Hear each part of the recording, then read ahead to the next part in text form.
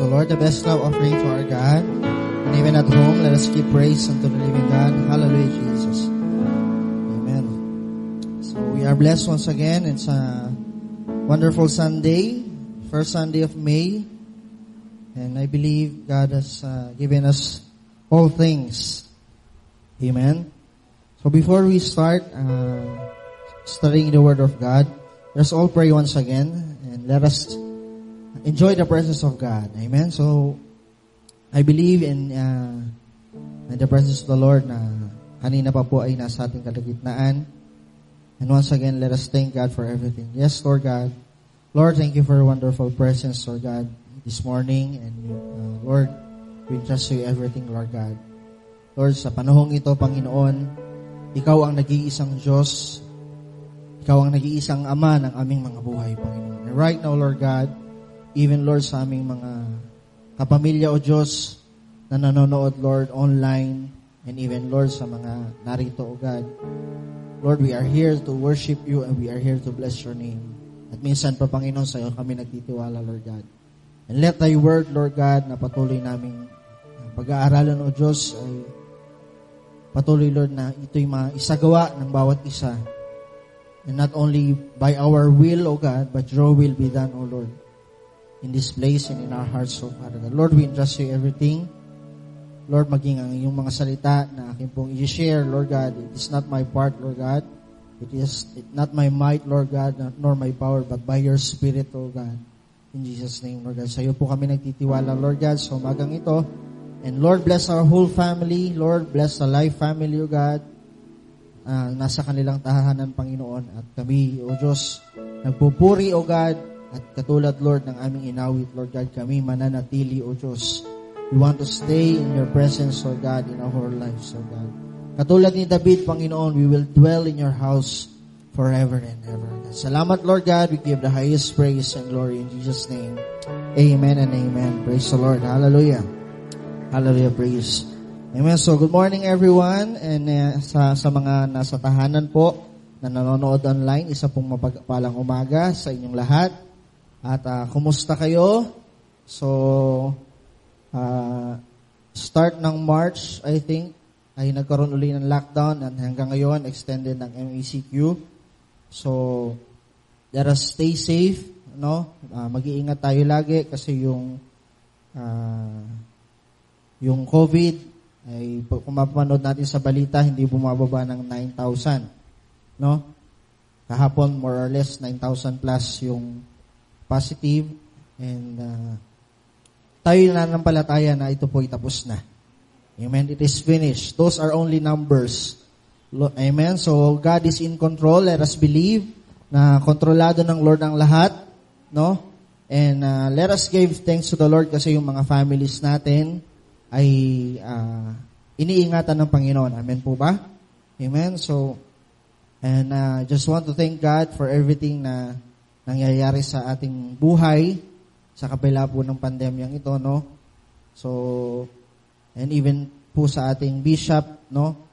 I thank God sa kanyang health na naroon po yung kalakasan sa aking family, and I hope and I believe even sa ating mga pamilya sa Life in Christ, we are all well, no? Wala pong nagkakasakit. Thank God, and nandun po lagi ang pagsama ng Panginoon. Amen. So, for the last few weeks po ay nag-share na rin po ako dito, and naalala ko yung shinare ko about the passion, no? So let us keep our passion alive. And this morning, no, gusto ko pong i-share again yung kung paano natin i-stir up pa yung ating pananampalataya at ang pag-ibig sa ating Diyos despite of the things na nangyayari sa buhay natin. Hindi lang naman sa buhay natin, kundi sa buong mundo, I think, no? So, last few days din, yung aking nanay ay nag-call or nag-chat sa akin. So, sa Hong Kong po ay meron ng mandatory mass testing.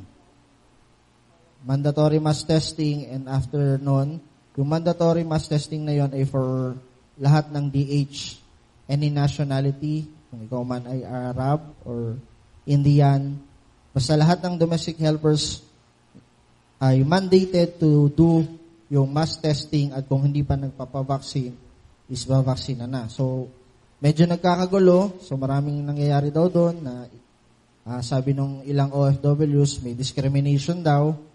No, bakit daw yung sila lang, but hindi din yung mga Hong Kong citizens.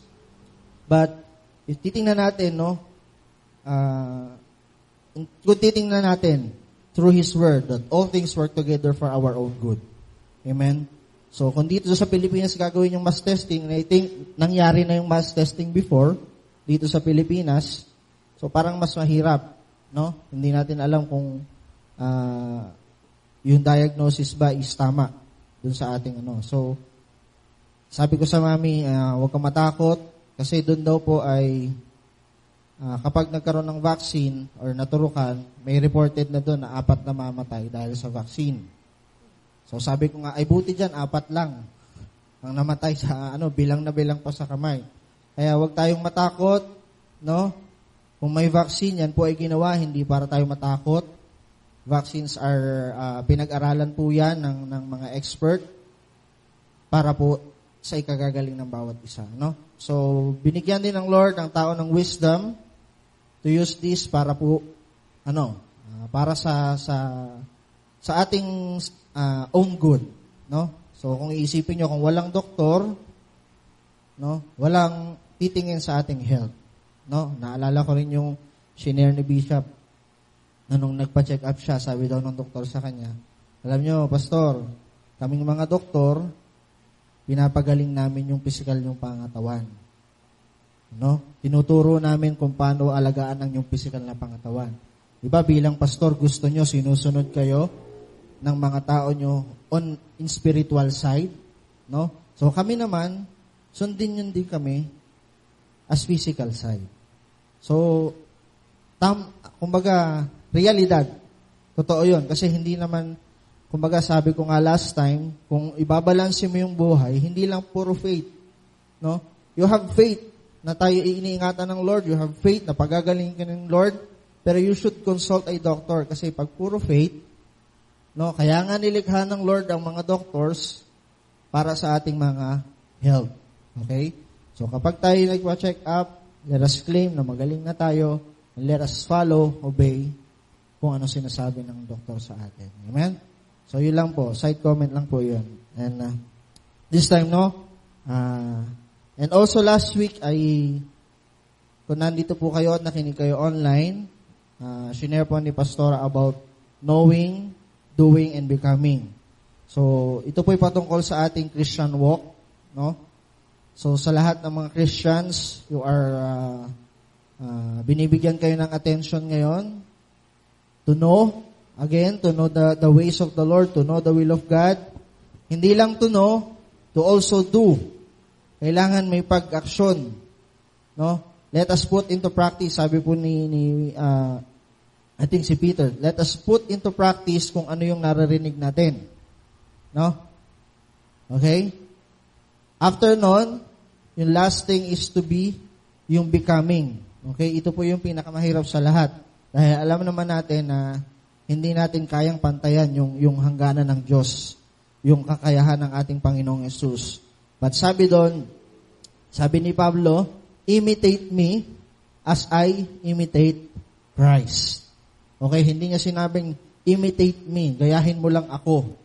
Okay? Hindi rin po sinasabi ng iglesia natin, no, ng Life in Christ, na gayahin nyo ang life in Christ or gayahin nyo mga born again. Hindi lang po doon natatapos yon. Imitate us as we imitate Christ. Meron pa rin pong gagampanan tayo bilang mga Kristiyano, no? We should imitate Christ. Okay? Hindi yung kung ano tayo ako ay ganito. Imitate me as your mentor. Okay? So, those are things na nire-remind sa atin ng Panginoon in this time. No? Kaya, sa umaga pong ito, I just want to share isang word ni Paul kay Timothy. Okay? Si Paul at si Timothy, sila po ay mag-ama sa pananampalataya. At ito pong word na ito ay actually ay yung mga past weeks pa, sabi ko, Lord, ano pong isi-share ko sa susunod na magtuturo ako? Kasi in-expect ko na magtuturo ulit ako. Kasi For all we know na ang ating pong bishop ay nagpapahinga. So let us keep on praying for our bishop. So kailangan ng rest ng ating bishop para siya ay makapagpatuloy pa sa paglilingkod sa Panginoon. And also, it is our time, no? Na tayo rin bilang mga mananampalataya ng Diyos at bilang mga leaders and members of Life in Christ, we should do our part. Kasi sabi nga, sa isang katawan, hindi rin po mag-function kung puro mata lang. Puro ulo lang at puro kamay lang. So, we need to act, no? Kaya nga po, kung mapapansin niyo yung series of teachings na napapakinggan natin, very timely, kasi tinatawagan ng bawat isa, no? Sa mga tahanan natin, bagamat tayo online, no? Hindi po hadlang yon. Tinatawagan ng bawat isa na gawin natin yung part natin. No, we know the will of God, we do the will of God, and we become like Christ. And this time, no, ang ituturo ko po is yung word na fan into flame. Okay? So naalala ko itong fan into flame, isa pong paalala ni Pablo kay Timoteo sa 2 Timothy chapter 1 verse 6 to 9. Okay. So ito po yung scenario na sinabi ni Pablo kay Timoteo na, no? Basahin nga po natin. Okay? 2 Timothy chapter 1 verse 6 to 9. Ito po yung ating pagbubulay-bulayan. At alam ko po, very familiar na rin tayo sa word na ito. Okay? Ito nga po ay nakikita ko rin dati nung ako po ay nasa, bata pa ako, may nakita na akong t-shirt nito. No? Hindi ko lang kay Marvin kung nakita yon. Nakalagay, fan into flame, the gift of God. Okay? Basahin po natin sa 2 Timothy chapter 1 verse 6 to 9. Babasahin ko po sa NIV version.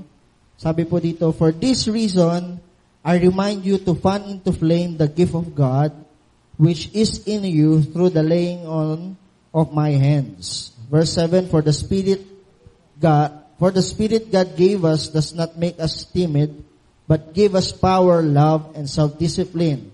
Verse 8, so do not be ashamed of the testimony about our Lord or of me, his prisoner. Rather, join with me in suffering for the gospel by the power of God. Verse 9, he has saved us and called us to a holy life, not because of anything we have done, but because of his own purpose and grace. This grace was given us in Christ Jesus before the beginning of time. Okay. So, originally, ang context pong ito ay patungkol sa reminder ni Paul kay Timoteo na sabi niya doon, fan into flame the gift of God. Pag sinabing fan into flame, no, ni-research ko po ito, yung original Greek word po nito is anazoporeo. Okay? Yung anazoporeo which means rekindle, afresh or kindle into flame. Yung kindle, ni-research ko yung kindle, hindi po yun yung yung tuwing patay, kindle. Hindi yun. Candle po yun. So, yung kindle, ibig sabihin niya, set a fire. Okay? Pag-alabin. Okay? Kaya kung itatranslate po natin ito, sabi ni Pablo kay Timoteo, pag-alabin mo yung kaloob ng Diyos sa'yo. Okay? So, ito po yung original context nito na nagre-remind si Paul na yung mga gift na binigay sa'yo nung nilay hands ka ng elders, pag-alabin mo ito. Okay? Sabi doon, verse 7, for the Spirit God gave us does not make us timid. So mamaya po, isa-isahin po natin. At dito po sa passage na ito, na nagkaroon po ako ng isang, kumbaga, na-catch yung attention ko nung word na flame. Okay? Nung fan into flame. So sabi ko nga sa inyo, yung original context po nito is patungkol sa pag-remind ni Paul kay Timothy na iset on fire yung kanyang kaloob. Pero, nung binabasa ko po ito, no, yung fan into flame, yung flame po nagkaroon ng deep impression sa akin. At doon po ako nagdig sa flame na ito. No? Naghanap ako ng ibig sabihin ng flame. No? At alam naman natin, pag sinabing flame, scientifically, ito po'y nabubuo ng tatlong aspeto. Ano ba yon? Kung sa science. Ang isang apoy ay nabubuo ng fuel. Tama ba ako? Fuel. Pag sinabing fuel, merong gas, pwedeng kahoy. Okay? Yun yung mga fuel. At pangalawa is yung heat. No? Kailangan merong mainit na bagay. Kaya kung marunong kayong magpainit sa diba pag nag-rub kayo ng kamay niyong ganyan, umiinit yan. So, yung heat, and pangatlo is yung air. Kailangan may hangin. Kaya po kung sino yung mga nagsasaing sa tungko, di ba meron kayong blower? Kinaamben, meron na, alam ko, nagganong kami. Meron pong mahabang pipe at kailangan hipan mo yung pipe para umapoy yung fuel at saka yung mainit. Tama po ba? So, kung makita nyo nga yung posporo, kailangan ikis-kis nyo para magkaroon ng heat, may fuel yon at may hangin, so nagkakaroon ng apoy. Okay. So, meron po akong nabasa, patungkol sa flame. Okay. Sabi po dito sa isang essay na research ko po, from Pastor Randy Barney, na yung kanyang teaching is, ang title po, You're the Keeper of the Flame. Sabi niya dito, Pastor Randy defines flame as vision. Okay? In a tribe, if the fire went out, things would get awfully bad for him. So sa isang tribo, nagkakaroon naggagawa sila ng bonfire. Okay? At sabi doon, kapag walang apoy sa isang tribo, yung buhay nila is hindi maganda, hindi maayos. Kasi bakit? Yung mga tribong ito, kapag may apoy, doon sila kumukuha ng liwanag sa gabi. Tama po ba? At doon din sila nagpapainit sa gabi kapag malamig, lalo na kapag nakatira sila sa mga kuweba. Okay? And also, doon din sila nagluluto ng pagkain nila sa apoy. So, kaya kung walang apoy, yung mga tribo na yon, hindi sila mabubuhay. Mabubuhay man sila, pero mahihirapan sila at hindi magiging maganda ang kanilang mga pakiramdam. Okay? At sabi doon ni Pastor Randy Barney, flame is called vision. Okay? Doon ako medyo na parang na-intriga. Sabi ko, oo nga, yung flame daw ay isang vision. Ang isang tao, kung mababasa natin, Proverbs 29 verse 18, where there is no vision, the people perish. Okay? So kapag walang vision, ang mga tao daw ay napapahamak. So ang definition natin about vision is to yung mga pangitain natin. Okay? Number one, best definition about vision is yung ating mga pangarap. Tama po ba? Kung walang pangarap ang isang tao, siya po ay mapapahamak. So ito po ay inihalin tulad ng isang pastor na yon, na ang isang apoy daw pala ay parang vision. Kung walang apoy, hindi mag-work ang isang tao or ang isang tribo kung walang apoy. As well as, ang mga tao, kung walang vision, walang patutunguhan. Hello? Naintindihan po natin? At sabi doon,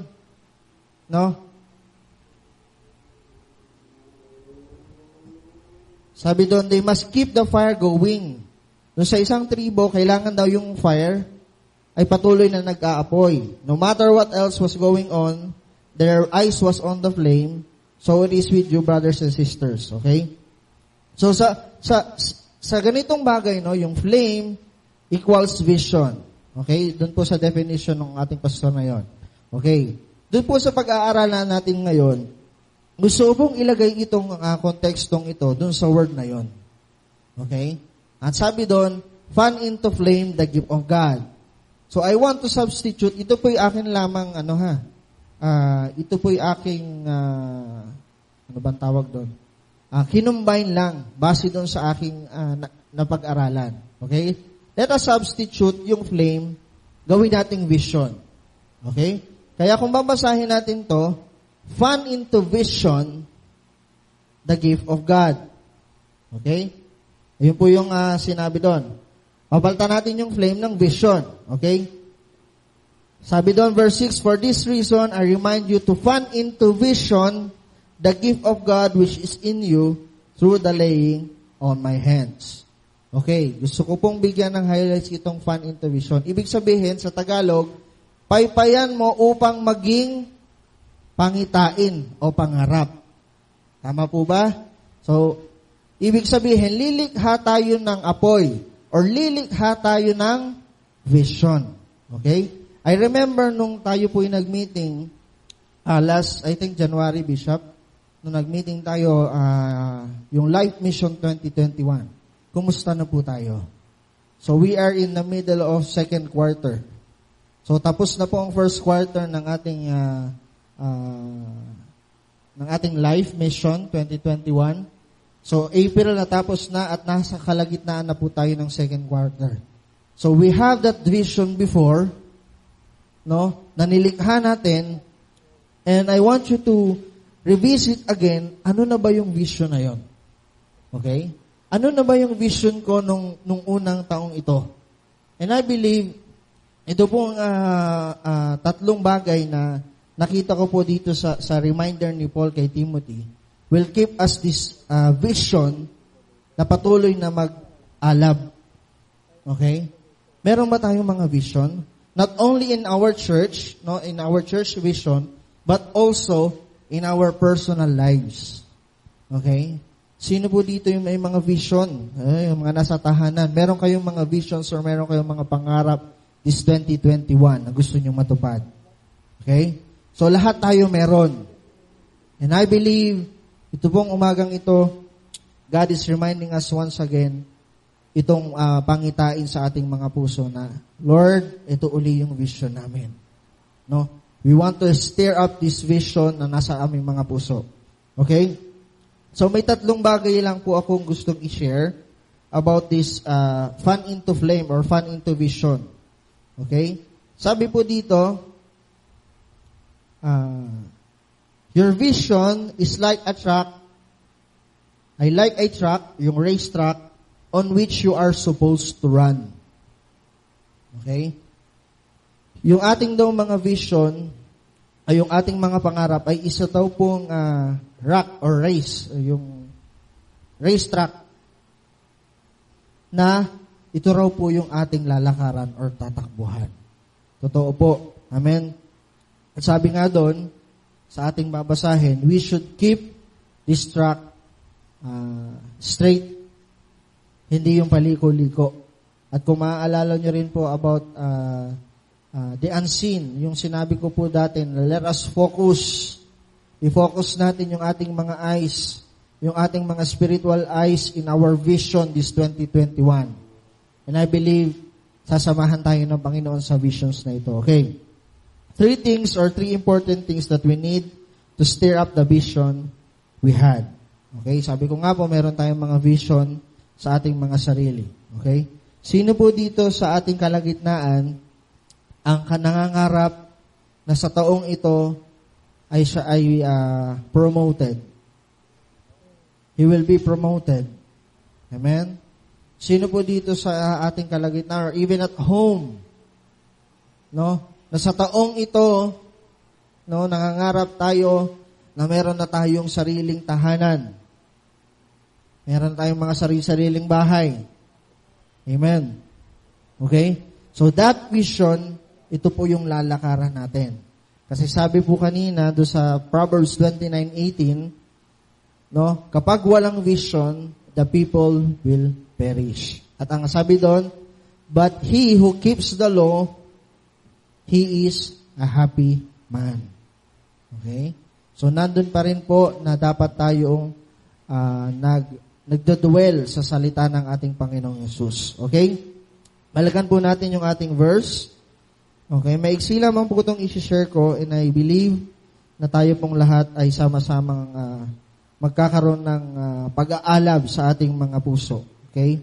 Number one important thing, no, na kailangan nating malaman is, number one, keep your vision burning through your gifts.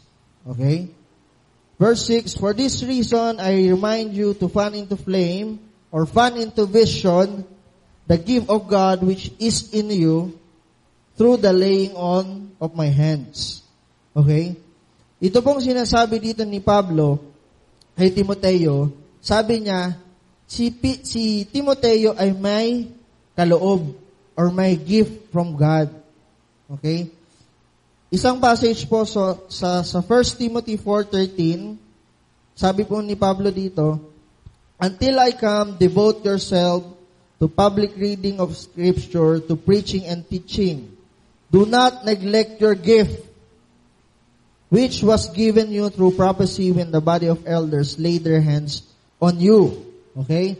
So ito po yung sinasabi ni Pablo sa binasa natin sa verse 6, na sabi niya, fan into flame the gift of God.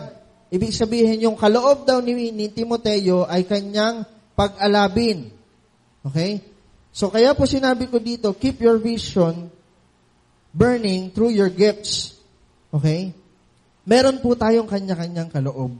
Naniniwala po ako doon na ang bawat isa po sa ating mga tahanan, so sa life family members and also dun sa mga Kristiyano, no, na mananampalataya, we have all different kinds of gifts. At ang sabi doon ni Pablo, fan into flame the gift of God. So ibig sabihin, let us keep our vision burning.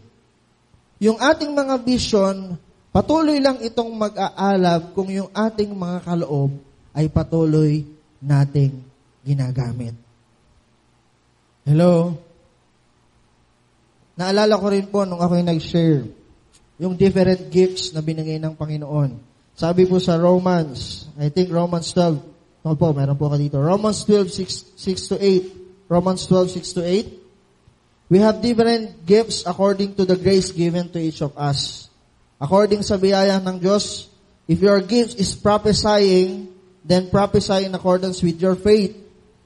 If it is serving, then serve. If it is teaching, then teach. If it is to encourage, then give encouragement. If it is giving, then give generously. If it is to lead, do it diligently. If it is to show mercy, do it cheerfully. Okay? So, ang bawat isa po, ang bawat miyembro po sa ating pamilya, meron pong kanya-kanyang kaloob. Kung ang kaloob mo ay magpasaya sa pamilya, gawin mo ito, magpasaya ka sa pamilya. Kung ang kaloob mo ay magbigay, gawin mo ito generously, sabi ni Pablo. Okay? Kung ang kaloob mo ay sa pananalangin, ikaw ay laging manalangin. Okay?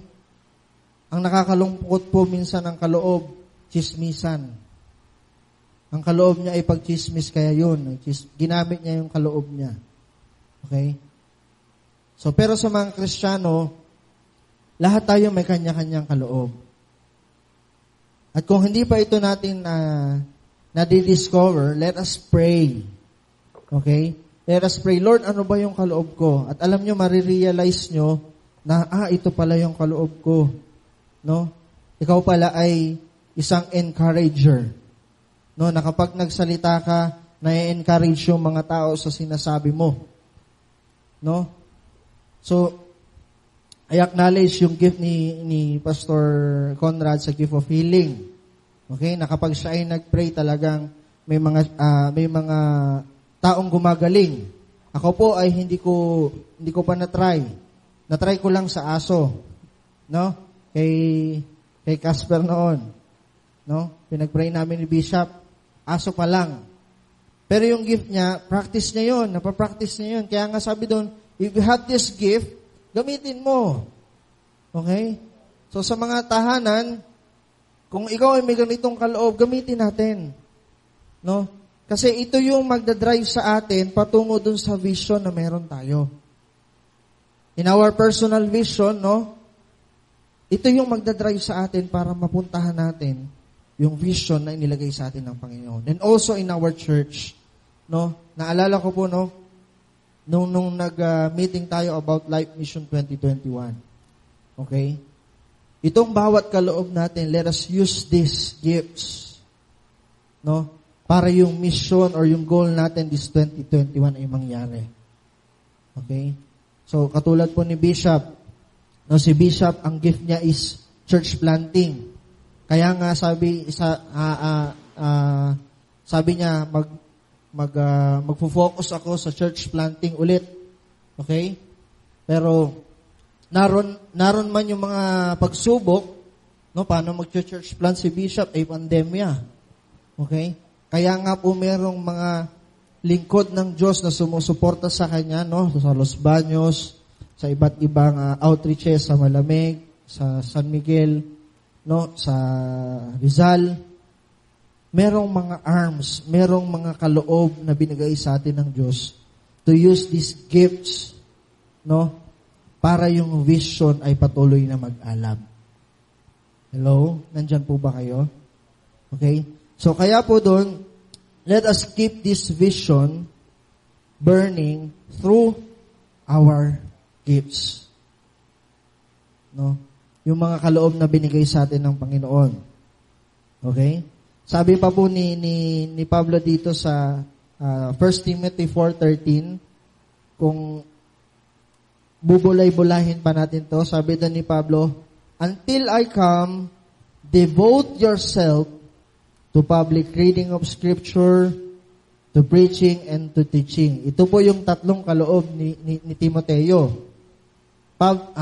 Public reading of Scripture, preaching, and teaching. Ito yung mga kaloob niya. Sabi ni Pablo, devote yourself to these gifts. Okay? Pag sinabing devote yourself, ibig sabihin sa Tagalog, deboto ka. Amen? Kumbaga, pag sinabing devote yourself, yung buhay mo, inilalagay mo doon. Hello? Ibig sabihin, you are dedicated to something. Meron kang, kumbaga, yung heart mo nandun. Tama po ba?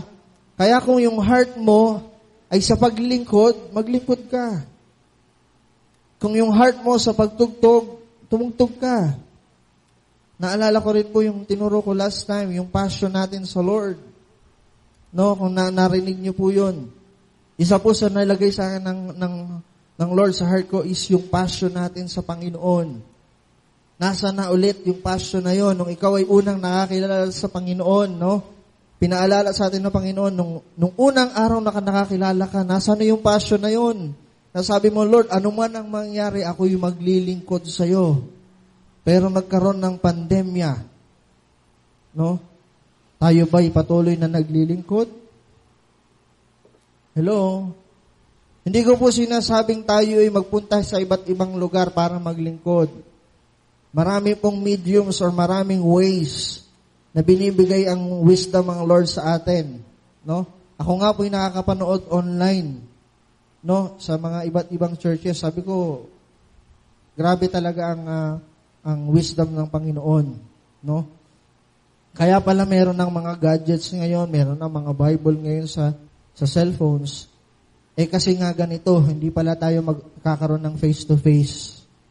Imagine nyo kung walang cellphone na mga high-techs ngayon, no? At tayo nakadwell dun sa Bible na yon. Paano tayo kaya magtuturo? Diba? Kaya nga sabi ng all things work together for the good. Kaya doon, sabi doon, devote yourselves. Malalim po kasi ito kapag sinabing devote yourself, yung buhay mo nandun. Okay? Ito yung kaloob ni Timoteo na sabi doon, isa pang sinabi ni Pablo, do not neglect your gift. Pag sinabing neglect, kinakalimutan. Nakalimutan mo na ba ang kaloob na binigay sa iyo ng Diyos? This time, God is reminding us for that gift. Okay? Para saan? To keep the vision burning. Hello?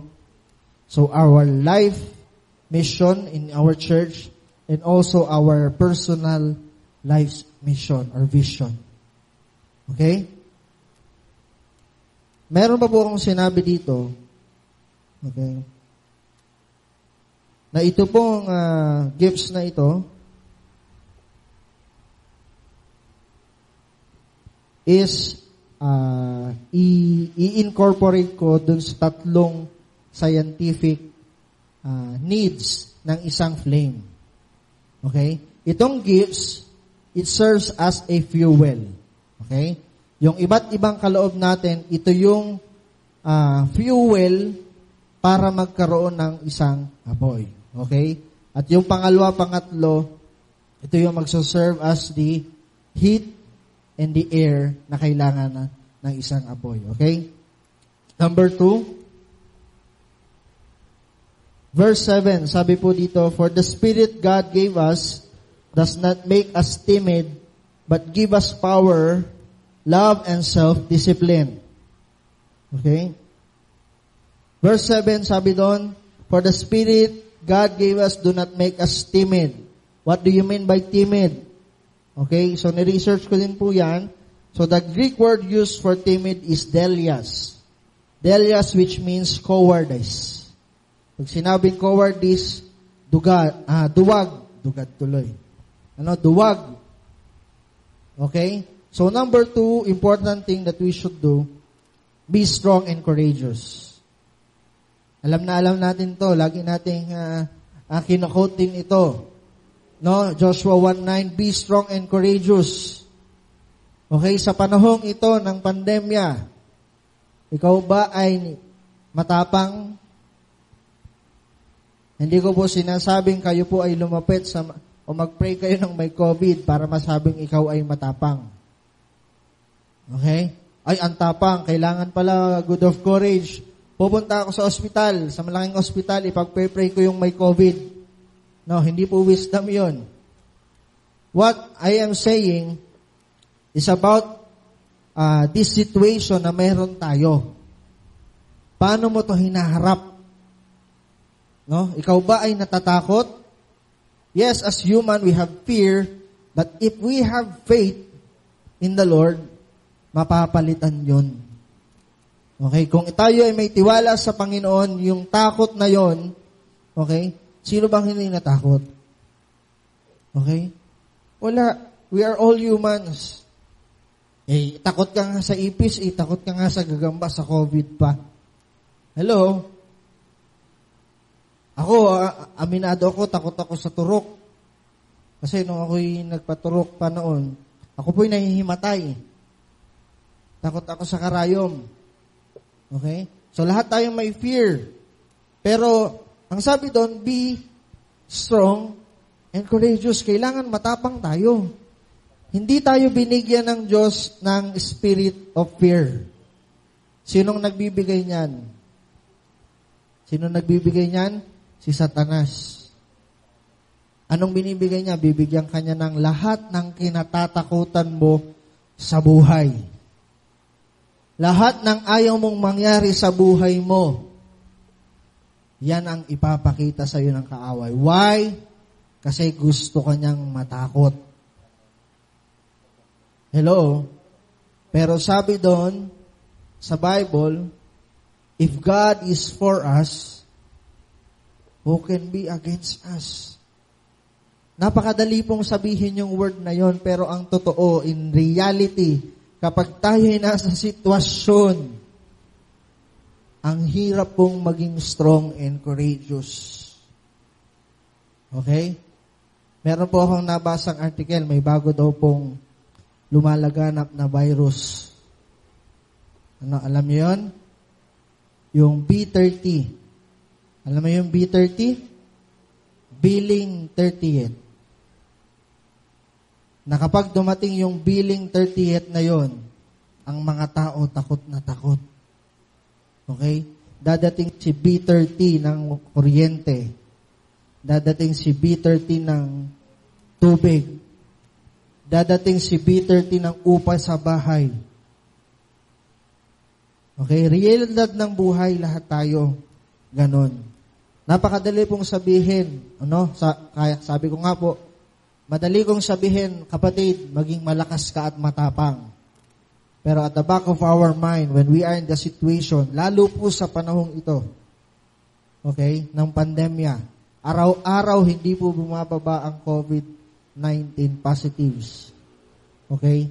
9,000, 8,000, okay? Doon nga po sa amin, no, sa Medex, yung pong aming kapitbahay doon, yung katulong ay nag-positive. Okay? So, sino hindi matatakot? Sa pangbagay, yung akin pong trabaho namin ni Renz sa Honda, no? A days ago, nabalitaan namin patay na.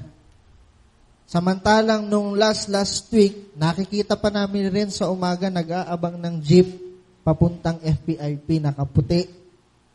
White na white kasi sa Honda siya nag-work. No? Nabalita lang namin patay na. Yun po ay halos kasing edad ko lang or maedad lang sa akin ng ano. Ang kinamatay niya daw ay pneumonia. Okay? So I think hindi lang pneumonia yan. Posible siya po ay nag-positive. Diba? Sino hindi matatakot? Sabi ko nga, kakagulat. No? Nitong isang linggo lang, nakikita ko pa, gusto ko pa nga isabay. Kaya lang, meron siyang ng mga kasabay. Kaya lang, sabi ko, yaman na siya. Makakasakay siya ng jeep. Kaya pala, hindi ko na nakikita, no? Nagkasakit na pala siya, na namayat daw, at yun nga, sabi nung mga pamilya ay namatay daw sa pneumonia. Nahirapan daw huminga. Okay? So we have this fear, but sabi doon, be of good courage. Sabi ni Pablo, for the Spirit, yung Espiritong binigay sa atin ng Diyos ay hindi Espiritu ng pagkatakot. Anong sabi doon? But give us power. Hello, sabihin na natin power. Love and self-discipline. Okay? May power, may love, at meron pa po ano yung isa? Huwag nating isa walang bahala. Self-discipline. Hello? Opo, amen? So si Bishop, kailangang mag-self-discipline ni Bishop. Okay? Why? Kasi yung food intake, no? Okay? Amen? Kasi yun nga po, sa kaalaman ng lahat, no? Okay lang po ba, Bishop? So, may nangyari sa kidney ni Bishop, no? So, dahil nga dun sa sugar, no? Hindi ko na po para elaborate. Pero sa ngayon, siya po ngayon ay nagda-diet. May tamang pagkain, okay? Meron siyang tinitake na insulin. Kailangan niya mag-take noon para mag-produce ng sugar, okay? At limitado rin yung kain niya. Bawal na ang karne, bawal ang may mga preservatives. Okay? So, merong self-discipline. Okay? Also, in our spiritual life, kailangan may self-discipline. Gaya po nung sinabi ko no last time, we should have a balanced life. Kailangan balance tayo. Kung ikaw ay may Korean novela, meron ka din dapat, Biblia. Meron din dapat pagbabasa ng Word. Alam mo yung istorya ng mga Koreans. Samantalang si David and Goliath, hindi mo pa yata alam ang istorya. Hello? Ayun, si Cardo. Hanggang ngayon, di pa tapos si Cardo. Nagkaroon na ng pandemic. Pero yung Bible, tinapos mo agad. Hello? Okay, so, we should have this self-discipline. Para saan? Para yung ating mga buhay maalis yung takot. If you have self-discipline in your life, yung espiritu mo lagi mong pinapakain ng salita ng Diyos, okay? Bagamat may takot, yung takot na yon napapalitan ng pagtitiwala sa Diyos. Amen po ba? Okay. Nandyan pa po ba kayo? So let us have courage sa panahong ito. Okay? Na-extend na naman po ang MECQ, I think, hanggang 15. Pero possible, no? Sabi po sa balita, hanggat hindi siya bumababa ng 5,000, patuloy itong may extend. Okay? Mamukat mo, hindi natin namamalayan, kumakanta na uli si Jose Marichan. Okay? Pero hindi ganong kahigpit noon. nung unang taon na talagang hindi tayo makalabas. No? So, we should be courageous. Maging matapang tayo. Okay? So, kailangan may wisdom din po ha. I am reminding everyone na magkaroon ng wisdom, matapang tayo, pero hindi yung susugod kung saan-saan. Ay, matapang ako. Yes, hindi tayo pababayaan ng Lord. Pero sabi ng Panginoon, ingatan mo rin ang iyong sarili at ikaw ay iingatan ko. Okay? So, we should learn to discipline ourselves in our physical and also in our spiritual. Okay? So, sabi ko dito, kanina yung pong gifts na kaloob ng Panginoon, those are fuels. Okay? Ito naman pong character of being courageous, ito po yung heat. Okay? Pag sinabing heat, paano ba mag-produce ng heat? Di ba pag nagganyan kayo, napoproduce yung heat.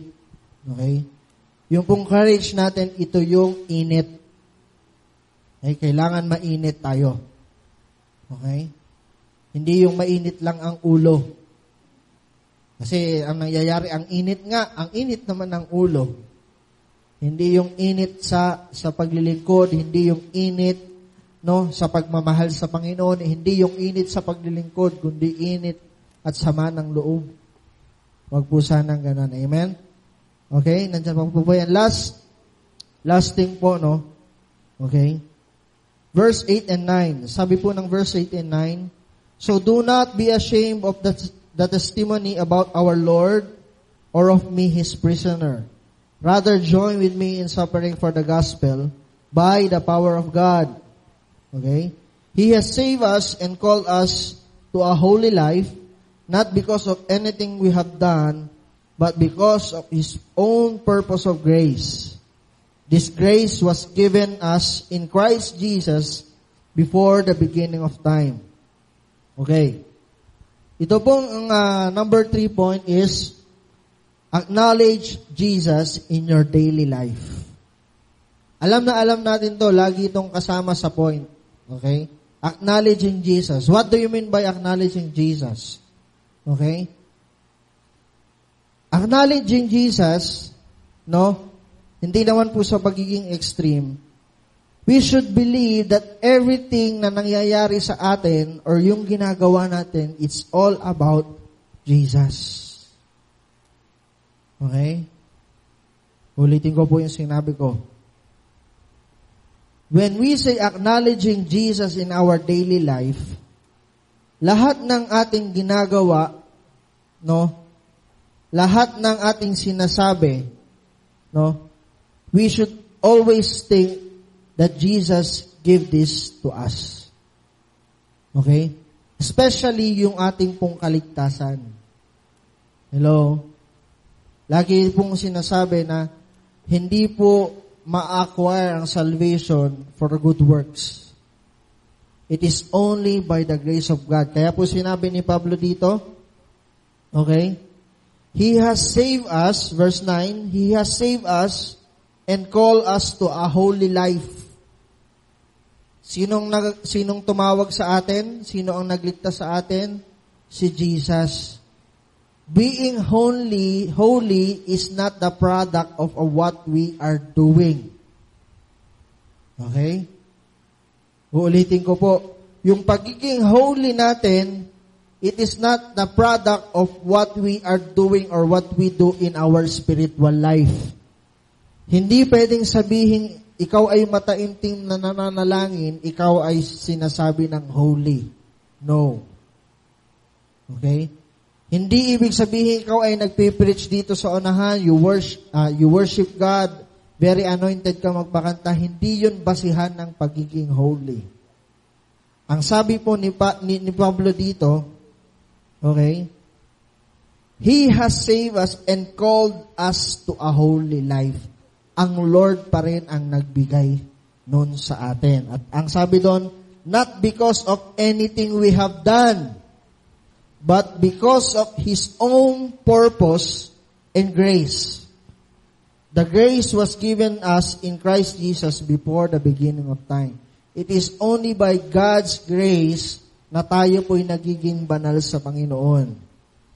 So, ito po yung ibig sabihin that we are acknowledging Jesus daily in our lives. Okay? So, we are members of life in Christ. Hindi po porque member ka ng life in Christ, ikaw ay banal. Ikaw ay Kristiyano na, totoo. Yes, we must believe that we are all true Christians. But it is only by the grace of God. No, hindi dapat tayo magmalaki na ay kaya ako ganito is dahil ako ay nagsuserve sa Lord. No. Okay? Ako po yung naglilingkod din sa Diyos. So, ito po ang dapat nating matandaan at malaman sa ating mga buhay. It is only by God's grace. It is only for God. It is God alone. Na tayo po'y nakakatayo. Kahit po si Bishop, no? Kaya siya po ay nakakatayo, it is only by God's grace. Sa biyaya lamang po ng ating Panginoon. Dahil saan?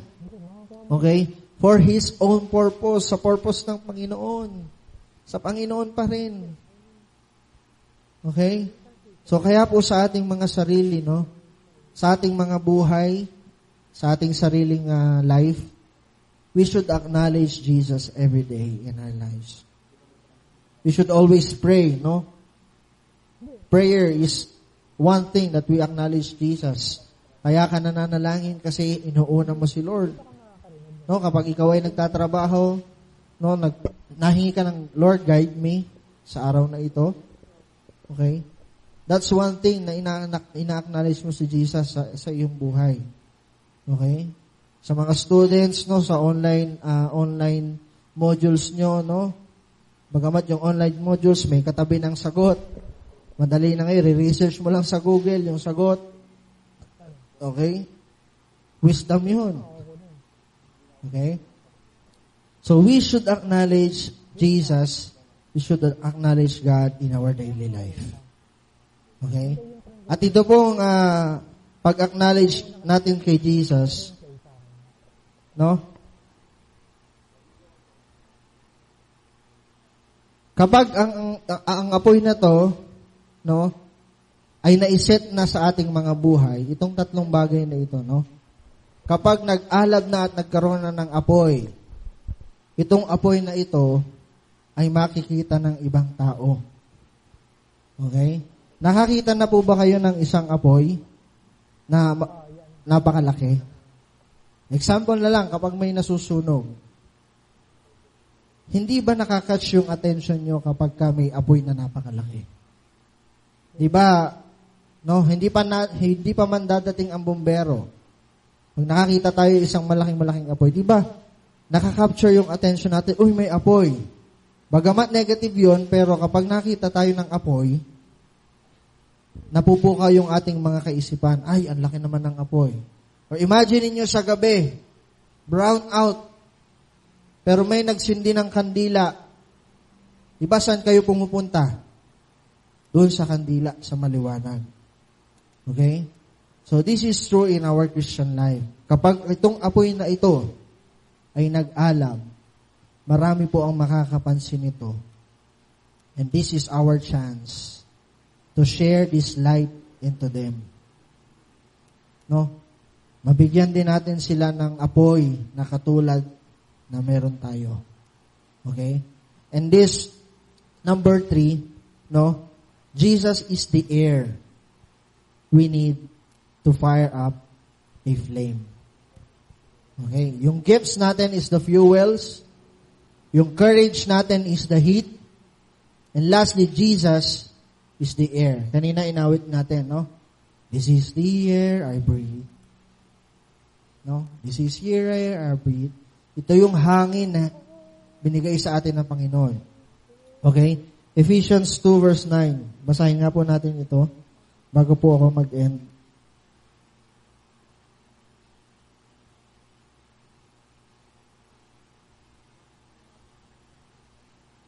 Okay, Ephesians 2 verse 9. 8 and 9, for it is by grace you have been saved through faith, and this is not from yourselves. It is the gift of God, not by works, so that no one can boast. For we are God's handwork, created in Christ Jesus to do good works, which God prepared in advance for us to do. Okay? So ito'y binigay sa atin ng Lord dahil meron pong purpose ito sa atin. Okay? So, before I conclude, meron po akong isang video na ipapakita sa inyo. So, ito po isang video clip. Kuya Dan, okay? Isang video clip from a movie, Cast Away. Sige, pwede nyo nang i-play habang nag-explain ako. And as we end, no, explain ko po ito, yan. So, yan pong taong yan, gumagawa siya ng apoy. Siya po ay nag-plane crash. Siya lang yung tao sa island. May sound ba yan? Yan. Okay. So, ilang days na siya sa island na yan. Nakakakain siya ng niyog. Yun lang nakakain niya. Nakaka-survive naman siya. Pero nung time na to, lumikha siya ng nag-create siya ng apoy. So, yan. Merong fuel, yung kahoy, damo. So, nag-produce siya ng heat. So, alam naman natin na surrounded siya ng hangin at mamaya hihipan pa niya yan. Okay?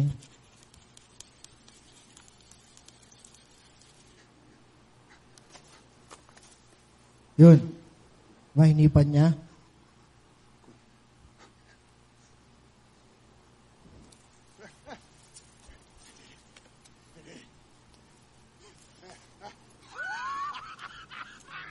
Kita niyo yung reaction niya?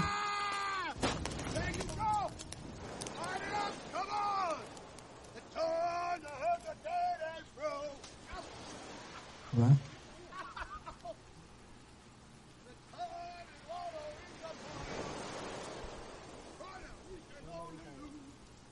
Yan.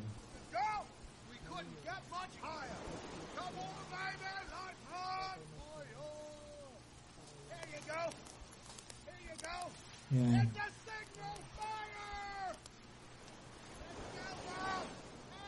Nakita niyo yung tao kung gaano siya kasaya? Yan.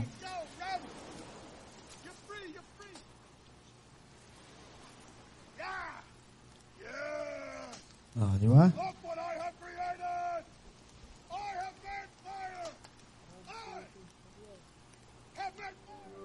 Okay. Tuwan-tuwa siya dun sa video na yun, no? It's only a video clip. Ang mensahe, no? Nung nakagawa siya ng apoy, tuwan-tuwa siya. Proud na proud siya sa sarili niya na, ako ang gumawa ng apoy na ito. Okay? Nakalikha ako ng apoy. Okay?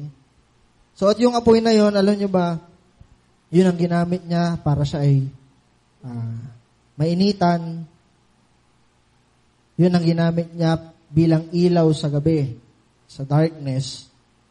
At yun din yung ginamit niya para makapagluto siya ng mga pagkain. Okay? So, katulad po nung sinabi ko sa inyo, very simple message that I want to share with us. Na tayo bilang mga Kristiyano, bilang mananampalataya, and also sa mga tahanan, no? Lumikha tayo ng apoy. Apoy na hindi nakakasunog, kundi yung apoy na nag-aalab para mabuhay yung ating mga pangarap, para mabuhay yung ating mga vision, okay? At para mabuhay yung ating pananampalataya sa Panginoon.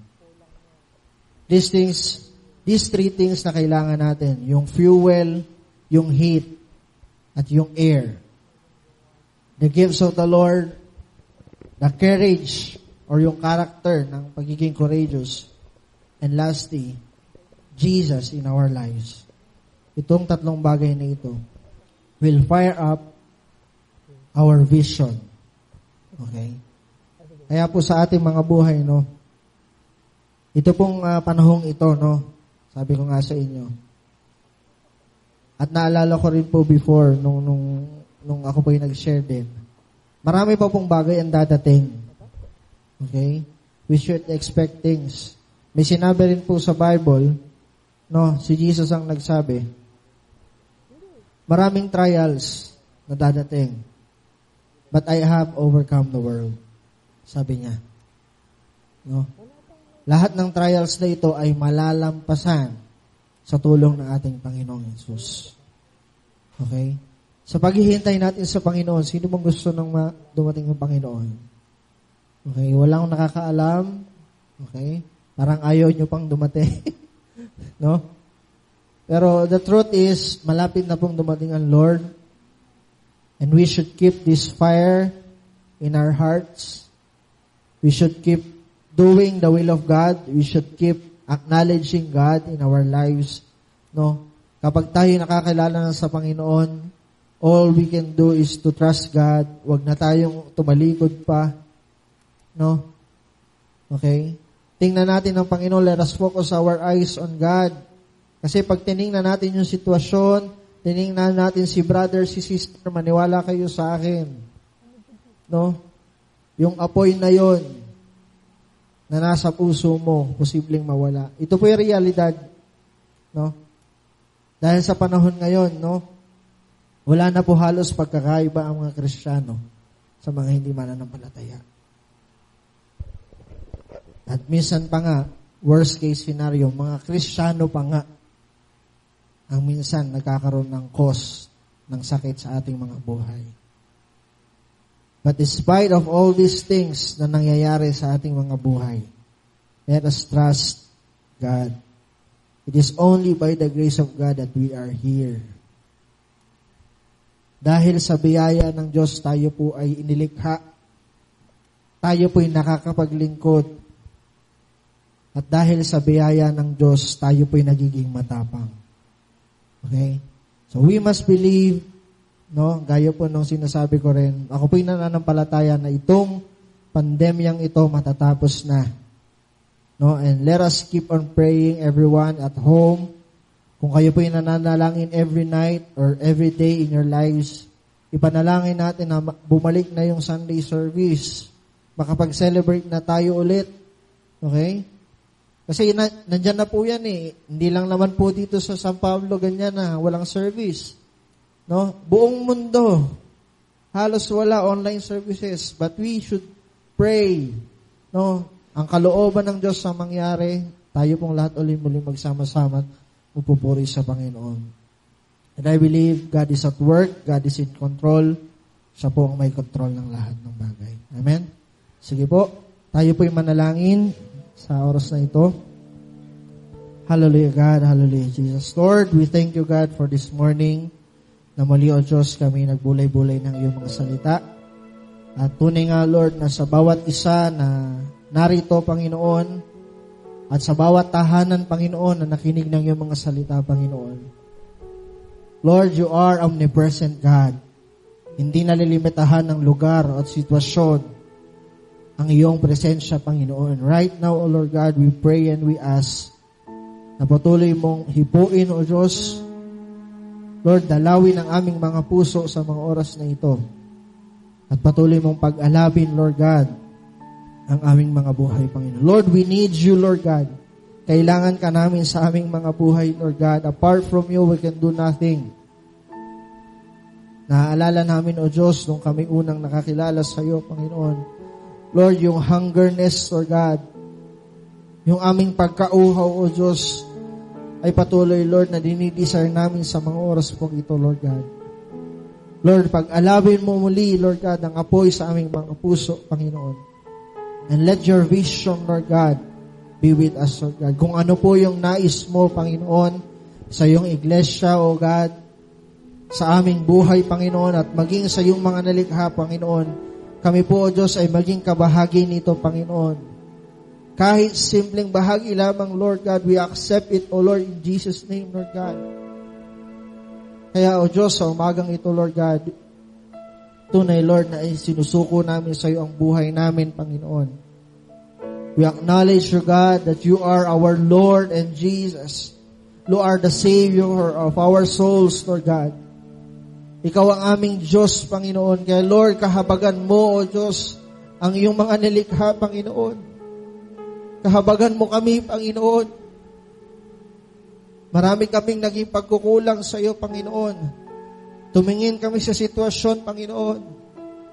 And this time, Lord God, thank you for your word, Lord God, na patuloy na nagbibigay sa amin ng kalakasan, O God, na nagpapaalala sa amin na kami magtiwala sa iyo, Panginoon, na ikaw ay buhay at makapangyarihan, Lord.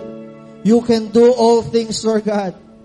Walang bagay na mahirap sa iyo, walang imposible sa iyo, Panginoon. And this time, Lord, we ask and we pray, Lord God, ibalik mo, O Diyos, Lord God, sa normal ang mga bagay-bagay, Panginoon. Nananampalataya kami, O Diyos, Panginoong Hesus, na ikaw ay napako, Lord God, upang kami maligtas, upang kami gumaling, Panginoon, upang kami mapagpala, Panginoon. O Diyos, at hindi lamang ang mapagpala ang aming mga sarili, Lord, kundi maibahagi namin, Lord God, ang pagpapala na binigay mo sa amin, Panginoon, through our testimony, Lord God, through our good works, O God, through our gifts, Lord God. Kaya sa umagang ito, Panginoon, muli, pangunahan mo kami, O God. Salamat po, O Diyos, at patuloy, Lord, na ikaw ang aming Diyos na makapangyarihan na siyang kinikilala, Panginoon. Pagharian mo ang aming puso't isipan, even our whole families, Lord God. Sa mga oras na ito, sa iyo po namin ito pinagkakatiwala, Lord God. Salamat ng marami, Lord, sa iyong banal na presensya, Panginoon. Patuloy namin ina-acknowledge, Lord God, that you are the King of Kings, Lord of Lords, O God. Salamat po, Lord. At muli, Lord God, siniselyohan namin ng banal mong dugo at ng banal mong Espiritu ang panalangin ito. Purihin ka, O Diyos, sambahin ka. Ito po ang aming dalangin sa pangalan ni Jesus. Amen and amen. Praise the Lord. God bless you all, even at home. Let us keep on praying po. Hallelujah. Praise God. Thank you.